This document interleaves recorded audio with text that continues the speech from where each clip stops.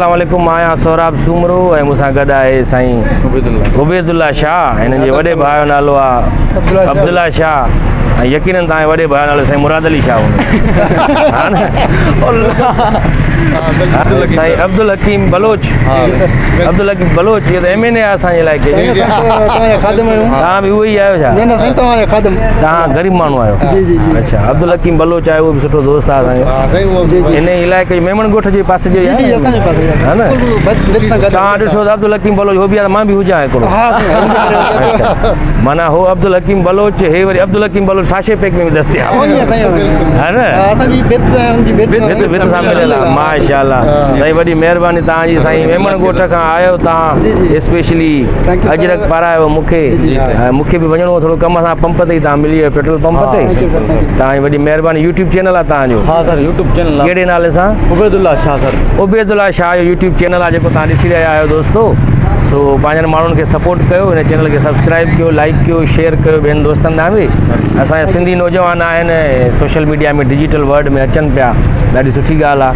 ऐं तव्हांजी सपोर्ट सां ई हीअ दोस्त जेको आहे अॻिते वधी सघनि था। हाणे मूंखे साईं ॿुधाए पियो त को 200-250 सब्सक्राइबर आहिनि तव्हांजा? 100 सर, मुश्किल 100 मुश्किल सां आहिनि। केॾी यार अफ़सोस जहिड़ी ॻाल्हि आहे।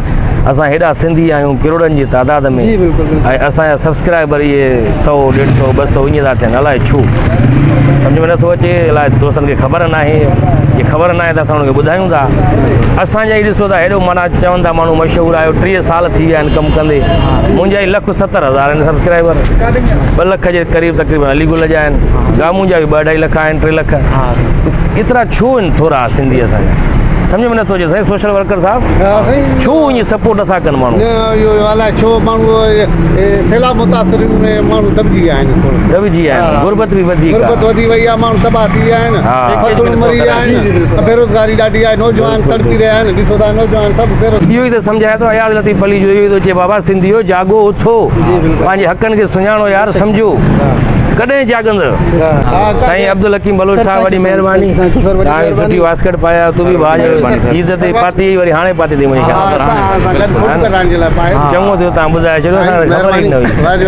वॾी महिरबानी। पर ही वीडियो में अची वियो साईं।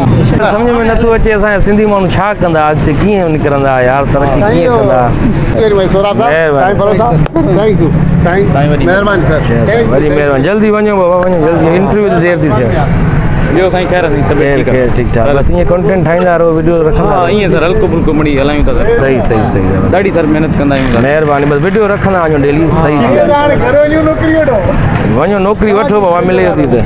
ठीकु आहे, वॾी महिरबानी सर।